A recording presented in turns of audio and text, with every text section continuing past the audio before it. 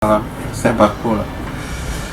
Ya, pagi tadi ada 2 match PL yang seharusnya di atas kertas, terutama untuk MU harusnya menang. Cuma nanti kita bahas belakangan. Yang pertama kita bahas Chelsea dulu. Ketemu Wolverhampton. Ya, Chelsea itu cukup bagus ya permainannya.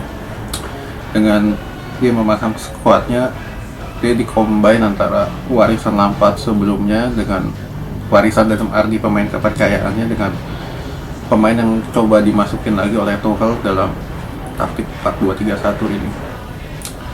Ya, untuk di lini depan Tuchel di sini memasang Giroud didampingi oleh Ziyech, Havertz dengan Odoi di belakang. Lalu dengan 2 pivot Jorginho dengan Kovacic, lalu dengan ditopang 2 wingback Aspi dengan Chilwell, lalu Thiago dengan Rodriguez sebagai back tengah, kiper Mendy. Oke. Ya, sebenarnya Chelsea di sini penampilannya ya halus banget, dalam artian halus dalam pergerakan tanpa bola, dalam positioningnya juga bagus, dalam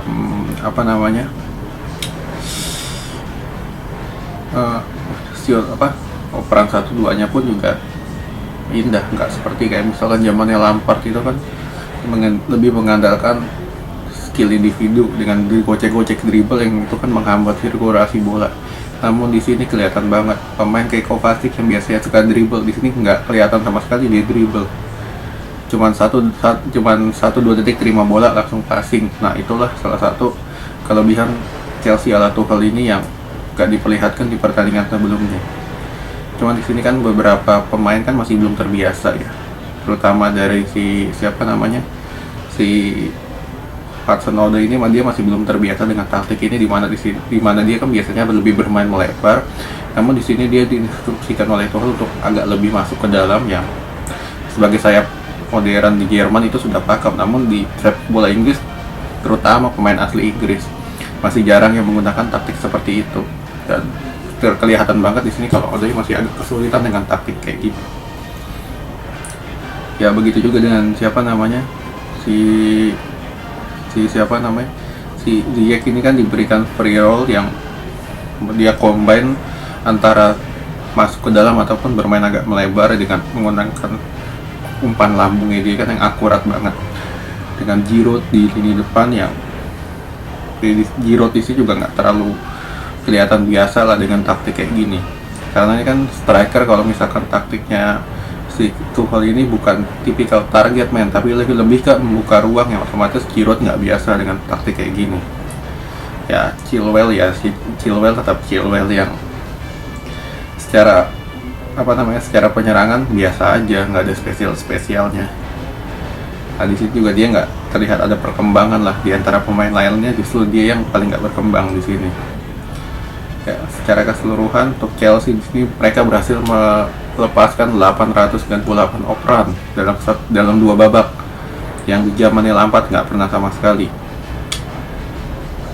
Cuman di sini masih jadi kendala untuk Chelsea ya itu gol, dimana gol di sini belum tercipta karena masih belum ada kombinasinya ya. Dimana di sini kalau misalkan Chelsea udah masuk ke seperempat kotak penalti lawan, mereka cuman berani melakukan crossing yang otomatis tim-tim kayak Wolves gini udah gampang diantisipasinya.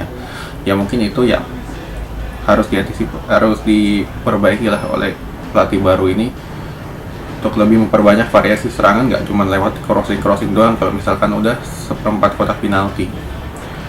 Oke, ya secara progres sudah cukup bagus lah untuk Chelsea, walaupun hasilnya 0-0. Ya, oke. Lalu kita ke MU, ketemu Sheffield. Ya, MU kalah 2-1 lawan tim juru kunci. Ya,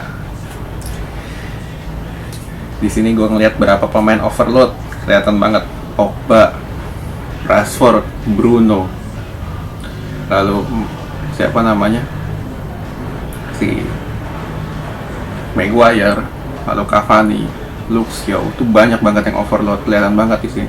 Dimana mereka yang seharusnya end passing yang bagus biasanya, cuman di sini sama sekali nggak kelihatan, timingnya salah, end passingnya jelek. Alhasil mereka nggak bisa create chance untuk cetak gol. Lebih banyak ke setengah-setengah peluang lah. Karena kan otomatis Sheffield ini kan lebih bermain bertahan ya.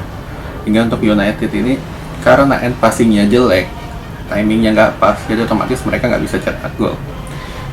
Ya, cuman lu striker depan lu Martial yang kalau misalkan dapat bola berantem dengan diri sendiri di sini. Ya, lu kelihatan banget bagaimana lemahnya United kalau misalkan Pogba jelek, Bruno jelek, jelek dalam artian overload ya. Dua pemain itu overload atau jelek, otomatis tim ini nggak jalan. Kayak terlihat banget di sini, nggak ada koordinasi lagi. Jadi untuk United sangat layak kalah lawan Sheffield. Oke, sekian dulu.